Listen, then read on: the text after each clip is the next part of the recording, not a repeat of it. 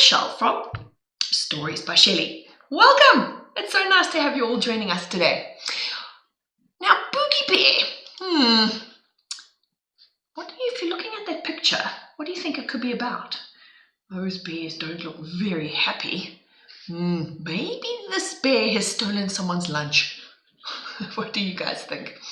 Do you think the story is about someone stealing their lunch? I don't know. Should we have a look? I think so. All right, so let's see what Boogie Bear is all about. Oh, there's some more grumpy bears there. David Walliams presents Boogie Bear. Now, who knows what kind of bear that is? Do you know what kind of bear that is? It is a bear who likes to live where it's cold. And there's lots of snow. There's lots of icebergs.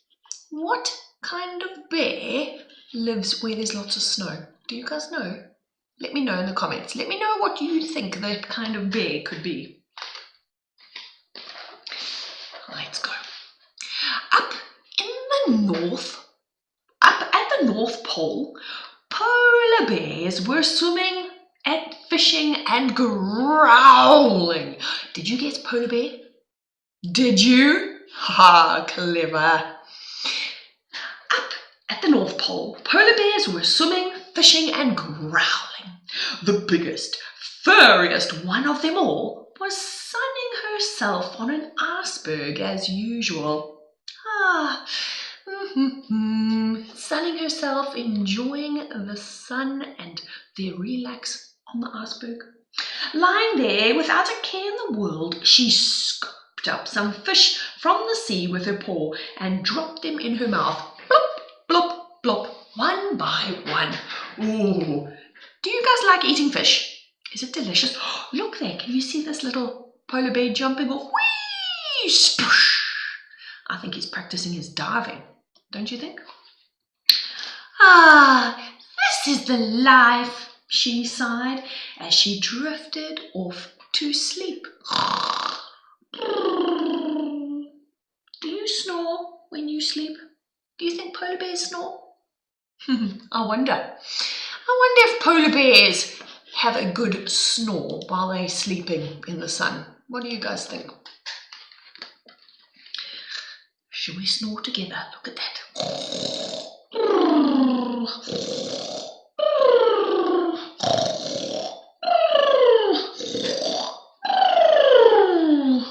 When the polar bear finally woke up, the most awful thing had happened. Can you guess what had happened? Can you see? The animal must have eaten too much for lunch again, because a part of the iceberg she was lying on snapped off and floated away. Now, can you spot something else that might have happened? Can you see what has happened to her iceberg? Do you see that it's gotten smaller? It's almost melted away. The polar bear was now miles from home and being hurled around by the angry sea. Oh dear, oh dear, oh dear, she said, wobbling, surfing a humongous wave. Surely things couldn't get any worse, but they could. Much worse. Oh dear, oh dear, oh dear. As the polar bear was swept down south, the sea became warmer and warmer, melting the iceberg, which became smaller and smaller. Now, who can be super clever here? Why do you think the iceberg was getting smaller and smaller and smaller? What happens? As we move south of the equator, going from the the Antarctica, we're going from the Arctic, it's going smaller and warmer and warmer and warmer and warmer. So as you get closer to the equator, further down the Earth, the sea gets warmer. And guess what? Ice melts in warm water, right? So up where the polar bear came from, the water's ice cold. It's very, very, very cold. But as she's moving south, as she's going down closer to the warm equator, our iceberg is getting smaller and smaller and smaller. Soon it was no bigger than an ice block. Boop. Oh dear, oh dear, oh dear, said the poor polar bear as she toppled over into the sea. Splosh! There she goes, splosh into the water. Bobbing her head up and down out of the water, the polar bear spied that the nearest land was miles away. Oh dear, oh dear, oh dear, oh dear, oh dear. Guys, what now? What is she going to do? She's got to swim. Hey, she's got to swim. She's got to get there. Oh man, swim, polar bear, swim! She did her best. Bear paddle towards it. Swoosh, swoosh, swoosh, swoosh, swoosh. Can you bear paddle? And you know what, bear paddle is a little bit like doggy paddle, but it's a little more beary. And she collapsed on the rocks as the waves crashed around her. Splosh, splosh, splash. She got there. Behind her, she heard a rustle, rustle, rustle, rustle, rustle, coming from the forest. The only thing a little more rustly would be someone called Russell, rustling. Here's a little joke for you. Look up. Looking all around, the polar bear saw hundreds of eyes staring back at her out of the gloom. Oh dear, oh dear. Oh, very dear, she whispered to herself. Surely things couldn't get any worse. But they could. Much worse. Charge! Came a voice. Before the polar bear knew it, 100 brown furry creatures were stampeding towards her. Ah! They cried like soldiers running into battle. Get the Boogie Monster! Bellowed the littlest one from the back. What's a Boogie Monster? That is! They shouted. I'm scared, said the one with the wettest nose. The brown bears had never seen a white bear before. They were so scared. Oh no! Oh dear, oh dear, oh very dear, the poor polar bear shouted, and she ran into the forest as fast as she could, which wasn't actually that fast, but at least she tried. Brown bears came from all sides, and soon the white bear had nowhere to run. Ahead of her was the tallest tree in the forest, and she clambered up all the way to the top. It was impossible to clamber all the way to the bottom. There's another little joke for you. The tree swayed under the weight of the polar bear. The white bear clung on desperately. Oh, she's holding onto that tree, everybody. Oh dear, oh dear, oh very, very extremely dear. She said to herself, oh, what is she going to do? Look at that.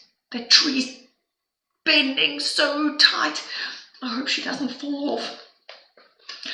Get the Boogie Monster! Shouted the small one, baring his teeth. Can someone else do it? It's scary, said the one with the wettest nose. I'm not scary, shouted the polar bear. Yes, you are, said the little one. Your fur is a funny colour. Well, I think your fur is a funny colour, she said. Get up there, ordered the little one. Oh, I'm scared of heights, said the one with the wettest nose. I think these bears are being a little silly. Hey? They don't know. that they're both bears. The smallest one huffed and picked up a stick as big as he was. He hurled it at the polar bear. "Take that, Boogie Monster!" Whoosh! It flew through the air. Biff! And bopped her on the head. "Ouch!" shouted the little polar bear, and she lost her grip and slid down the tree with speed. "Oh dear, oh dear, oh dear, oh dear, oh dear," she muttered to herself as her big furry bottom went all the way down until she hit a big bendy branch which bounced her right back up to the top of the tree. Surely things couldn't get any worse. They could. Much worse. Oh dear, everybody. As the polar bear was so heavy, the tree buckled to one side, and the pack of brown bears reached up with their paws and they grabbed it on its trunk. "Get the Boogie Bear!" they shouted. Uh-oh. The brown bears lost grip of the trunk and the tree went clang and shot right back. Look at this. The twang is like a twang, just more twangy. Oh no, look at the bear. She's flying right the way through the air. Oh dear!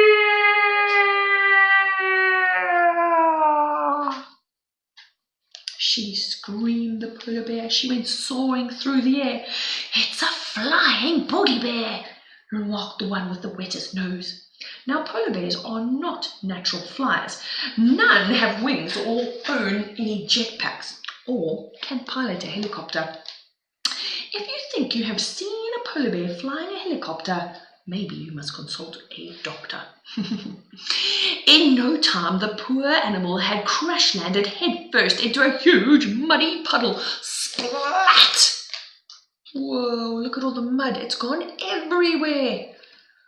Oh dear, oh dear, oh dear. "Let's get the Boogie Monster!" shouted the littlest one. Oh dear, said the polar bear as she stood up. Caked in mud, the polar bear wasn't white anymore. "Stop!